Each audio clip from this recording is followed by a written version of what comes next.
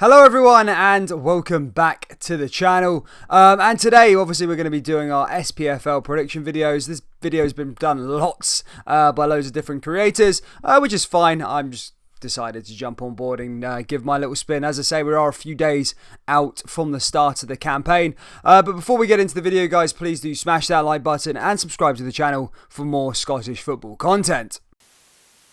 Okay guys, let's get started. I know your time is very, very valuable, so I don't want to keep you here too long. I'm just going to place the teams as quickly as possible and say a little something about each team as to why I think they'll finish in that position.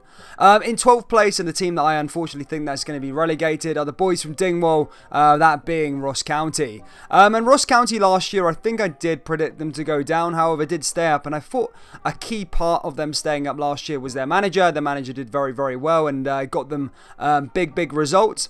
And another reason as to why I think they're going to go down is I think the team has almost fallen apart. The DNA that has been Ross County over the last couple of years, your Gardines, Viggers, Draper, and all these sort of players that played a vital part in Ross County have all gone now, and they've not replaced them at all. Obviously, there's still a month to go in the transfer market, so look, maybe something might happen, but at the moment, at the time of recording this video, I have put Ross County to finish 12th place because of those reasons. Okay, and in 11th place, and for similar reasons as to Ross County, I am putting Motherwell. Look, Motherwell, 2 seasons ago, were high flyers, finished 3rd in the league and were doing all the rest of it, looking really good outfit.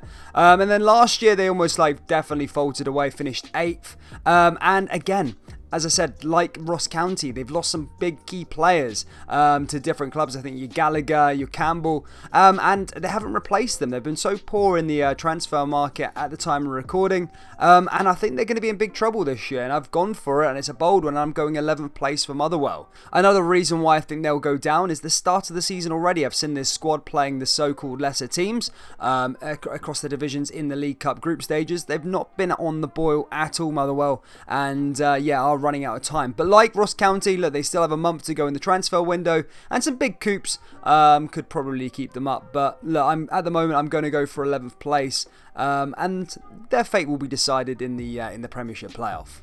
In 10th place, I'm going to go for Dundee FC, and this one might be a bit controversial as well as to keeping them up, as they did go up through the playoffs impressively towards the end of last season. But the thing that I think that Dundee have that Motherwell and Ross County don't have are big key players that are going to keep them up, i.e. your Charlie Adam. He has a wealth of experience, and I think that could be the difference between finishing 10th and 12th. That's a big key thing, and I think Jason Cummings as well, from when he came in January, he was lighting up the championship, doing ever so well, scoring loads and loads of goals. Again, it's a step up for Jason Cummings, but I think he's got what it takes to get some crucial goals for Dundee and even move on himself. But yeah, that was a real good signing by Dundee, and I think those 2 key signings will be the difference between them staying up and going down this season. As for 9th place, I am going to go for Livingston. Again, Livingston, another team last season that had a really, really good campaign. I think it was a period of time of the season where David Martindale had them European contenders at one point, and then they almost faltered away.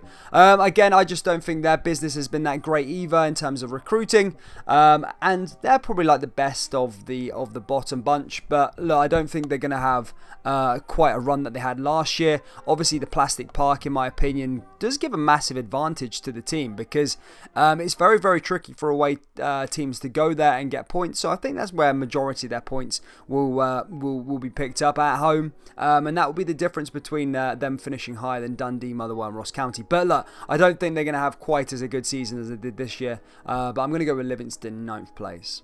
And in 8th place, I have got St Mirren, and I think St Mirren are going to have a pretty good season. I rate the manager, Jim Goodwin. It looks like he's doing bits there at the moment, and I'm also keeping them up by quite a clear margin because they've done stuff that other teams haven't done just yet, i.e. Ross County and Motherwell. They've replaced players that they've got rid of, i.e. Obika left and they brought in Curtis Main. And they're also keeping on to key players like McGrath. I know Aberdeen have been scouring around for him. Yeah, they're staying strong and trying to keep their squad together, which is a big thing. And that's the reason why I think they'll comfortably avoid any sort of relegation and finish towards the top of the bottom half of the table. As for 7th place and just missing out on a top 6 spot, I've put Dundee United.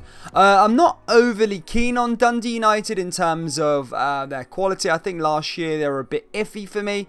And again, they've brought in Charlie Mulgrew, which is a big signing, but yeah, I just think they're going to finish in a similar position, to be honest. I can't see them finishing higher than the teams that I've got above them, really. But then again, I can't see them finishing any lower than the teams below them. A mid-table solid position, nothing too special and nothing too bad, I don't think, for Dundee United. I just think they're going to finish 7th place. Okay guys, and in 6th place I have the Cup double winners from last season, that of course being St Johnstone. And I think St Johnstone are going to have a good season this year. A lot will probably hinder on whether they keep their players and recruit well again, but so far look, they've been very strong and resilient at keeping on their big names and not letting them go for cheap. So look, time will tell if they can hold out for the whole window, but so far they're looking pretty good. It's going to be hard for them to replicate any success that they did last year, of course, but look, I think they're going to finish 6th. The difference between them and the teams they've got in front of them is just that bit extra quality, in my opinion. But 6th place is not a bad position at all for St Johnstone this year, and maybe they might win another cup. And in 5th place, again, this might be a bit controversial to other people, considering they just came up. But that team, of course, is Hearts of Midlothian. I've gone Hearts in 5th place. And a lot of people will probably predict them to finish slightly lower down the league.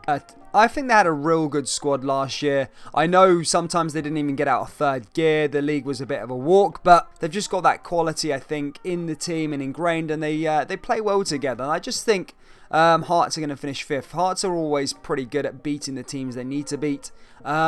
So yeah, I'm going to go for Hearts of Midlothian 5th. It might be a bit of a punt, but yeah, I have every faith that Hearts can finish in the top 5. And now things are starting to heat up as we get into the top 4 and of course the European spots. And in 4th place I have gone for Aberdeen. Obviously Aberdeen under new management, Stephen Glass, and of course a new assistant manager with Scott Brown. And I think Aberdeen are going to have a good campaign this year. I mean, a bit inconsistent at times last year, but yeah, I think they're going to go for it and maybe get into that Europa Conference League group stage.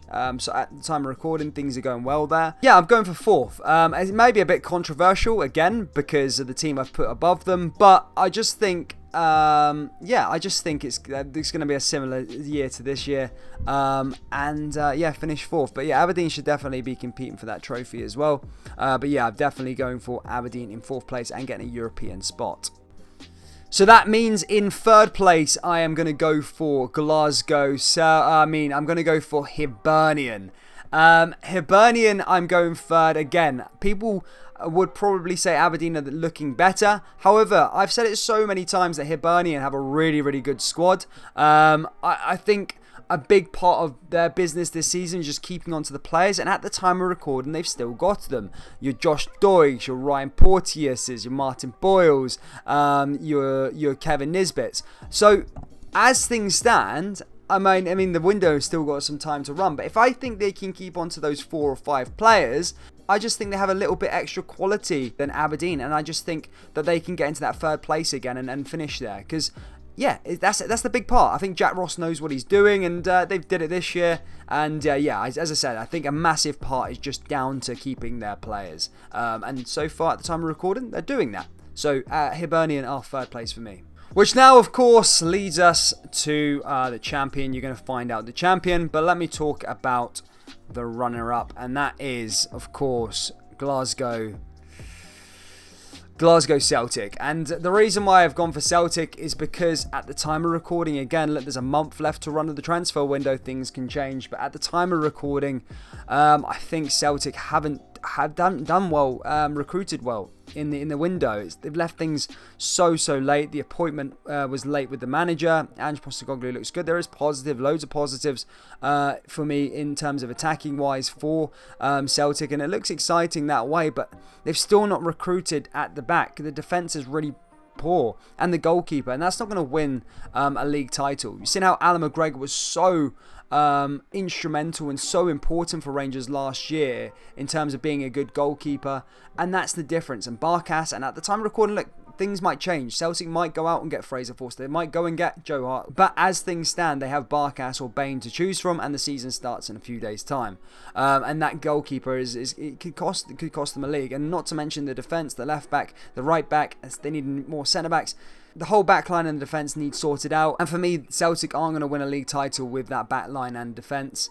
Yeah, I mean, it's a rebuild for Celtic as well. Rangers were so good last year, you can't ride that off. You know, they went invincible, etc., and they won the league by 25 points. And yeah, I mean, as everyone's saying now, the Celtic fans are saying it's a rebuild. So they've got to look at it like that and maybe go for the league title next year. But having said that, Celtic can still win the league, of course. If they recruit well in August, they can definitely challenge Rangers. Depends on their recruitment, but I just think they've just left it a bit too late. Yeah, they're second place for me. Which then, of course, leads to the champions of the Scottish Premiership, and I've gone with Rangers, of course. And Rangers, like last year, have done their business early. They brought in players, and look, they could bring in more players throughout the window if players get sold, etc., but nothing's going to be wholesale. It's going to be one out maybe and then one in. So I think Rangers, again, they just look like they've got the squad for it. They've not just got the full 11, but for me, if you want to win a league title, it's about being consistent over the 38 games. And sometimes you need you're going to get injuries and people that go off the boil, and Rangers can take one out and put one in, where Celtic haven't got that at this time of recording. Not to mention as well, in the pre-season friendlies there now, Rangers played their last one against Real Madrid and Brighton, and they just look like the team from last year, and I just don't think nobody's going to stop them again this year. I think it could be a big points gap again if Celtic don't recruit well, yeah, I've just gone for that. Champions again, Glasgow Rangers is what I'm going for, guys. So there you have it, guys. That is my SPFL predictions. Again, look, no one get offended. It's my predictions. I've just had a bit of fun at predicting it. I probably will get them majority, all of them wrong. But look, it is what it is. Yeah, get your thoughts and opinions down there in the comment section below. And I would like to remind you as well, of course, we do live streams for every Rangers game, every Celtic game, and we are going to be doing Hibernian and all the rest of the other teams throughout the Premiership season. So yeah, guys, make sure you do subscribe to the channel and tune into those live streams. Yeah, smash that like button, and I'll see you all in the next video. Thank you. Take care. Peace.